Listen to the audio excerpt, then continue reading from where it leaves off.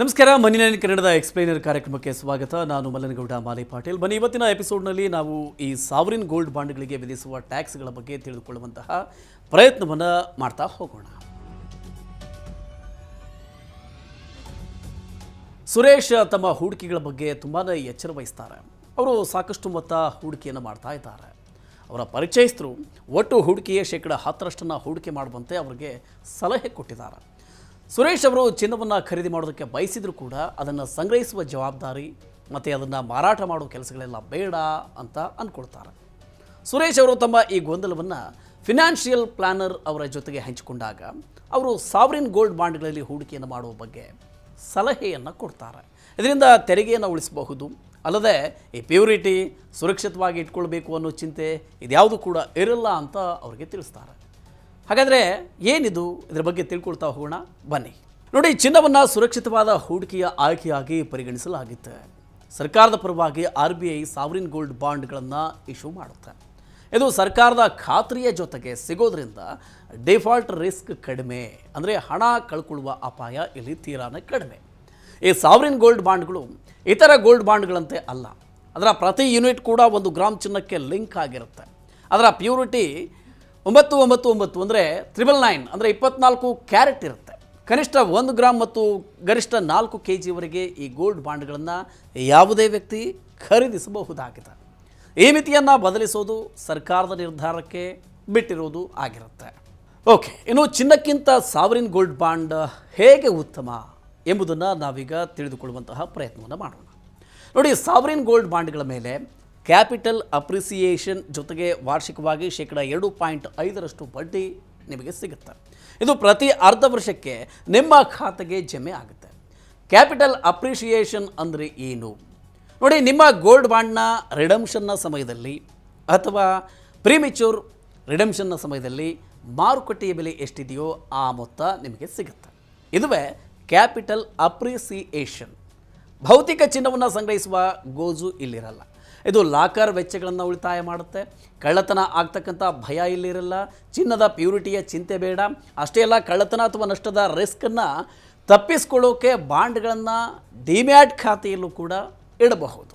Sovereign gold bond SGBಗಳನ್ನು ಖರೀದಿಸೋದು ಹೇಗೆ ಎಂಬುದನ್ನು ನಾವು ಈಗ ನಿಮಗೆ ತಿಳಿಸಿಕೊಡ್ತೇವೆ.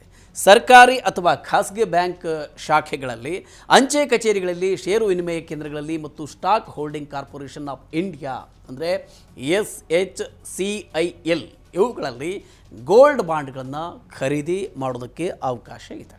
ಬ್ಯಾಂಕುಗಳ ಜಾಲತಾಣದ ಮೂಲಕ ಆನ್ಲೈನಲ್ಲೂ ಕೂಡ ಖರೀದಿ ಮಾಡಬಹುದು. ಡಿಜಿಟಲ್ ಪಾವತಿ ಮಾಡಿದರೆ ಪ್ರತಿ ಗ್ರಾಮ್ಗೆ 50 ರೂಪಾಯಿ ರಿಯಾಯಿತಿ ಕೂಡ ಸಿಗುತ್ತೆ. ಆದರೆ ಡಿಮ್ಯಾಟ್ ಖಾತೆಯಲ್ಲಿ ಸಾವರಿನ್ ಗೋಲ್ಡ್ ಬಾಂಡನ್ನು ಸ್ಟಾಕ್ ಎಕ್ಸ್ಚೇಂಜ್ಗಳಲ್ಲಿ ಮಾತ್ರ ಖರೀದಿಸಬಹುದು ಅಥವಾ ಮಾರಾಟವನ್ನು ಕೂಡ ಮಾಡಬಹುದು. ಓಕೆ, ಈಗ ಈ ಬಾಂಡ್ಗಳ ಮೇಲೆ ಸಿಗುವ ಬಡ್ಡಿಯ ತೆರಿಗೆ ಹೇಗೆ ಅಥವಾ ಇದರ ಬಗ್ಗೆ ತಿಳಿದುಕೊಳ್ಳೋಣ.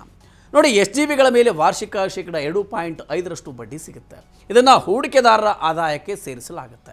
ಅವರ ಆದಾಯಕ್ಕೆ ತಕ್ಕ ಸ್ಲ್ಯಾಬ್ಗೆ ಅನುಗುಣವಾಗಿ ತೆರಿಗೆಯನ್ನು ಪಾವತಿ ಮಾಡಬೇಕಾಗುತ್ತೆ. ಈ ಗೋಲ್ಡ್ ಬಾಂಡ್ಗಳ ಮೆಚುರಿಟಿ ಅವಧಿ 8 ವರ್ಷ ಇರುತ್ತೆ. ಮೆಚುರಿಟಿಯಲ್ಲಿ ಸಿಗುವ ಹಣಕ್ಕೆ ಯಾವುದೇ ತೆರಿಗೆ ಇರೋದಿಲ್ಲ. ಸಾವರಿನ್ ಗೋಲ್ಡ್ ಬಾಂಡ್ಗಳನ್ನು ಮೆಚುರಿಟಿಗೂ ಮೊದಲೇ ವಿಡ್ರಾ ಮಾಡಿಕೊಳ್ಳೋ ಅವಕಾಶ ಕೂಡ ಇದೆ. 5 ವರ್ಷಗಳ ನಂತರ ಪ್ರಿಮೆಚ್ಯೂರ್ ವಿಡ್ರಾ ಮಾಡಿಕೊಳ್ಳೋದಕ್ಕೂ ಕೂಡ ಅವಕಾಶ ಇದೆ.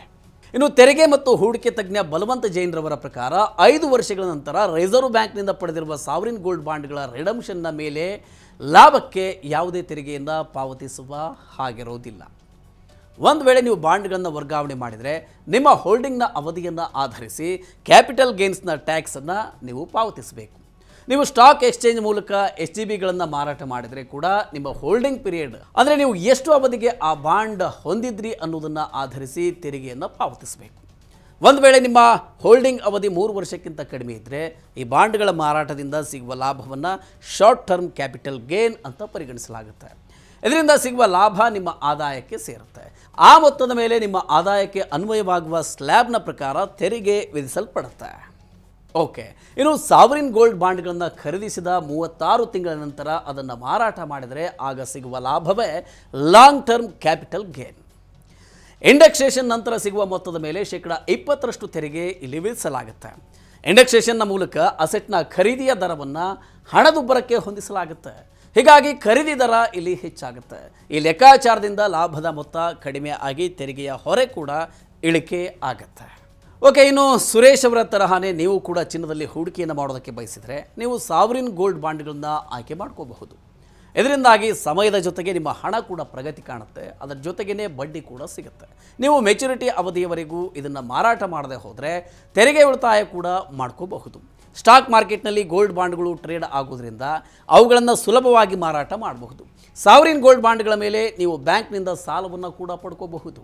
ಈ ರೀತಿಯ ಇನ್ನಷ್ಟು ಮಾಹಿತಿಗೆ ಮತ್ತು ಪರ್ಸನಲ್ ಫಿನಾನ್ಸ್ ವಿಚಾರಗಳಿಗೆ ಡೌನ್ಲೋಡ್ ಮಾಡಿ ಮನಿ9 ಕನ್ನಡ ಆ್ಯಪ್ ಹಾಗೂ ಯೂಟ್ಯೂಬ್ನಲ್ಲಿಯೂ ಸಬ್ಸ್ಕ್ರೈಬ್ ಆಗಿ, ಲೈಕ್ ಮಾಡಿ, ಶೇರ್ ಮಾಡಿ. Thank you.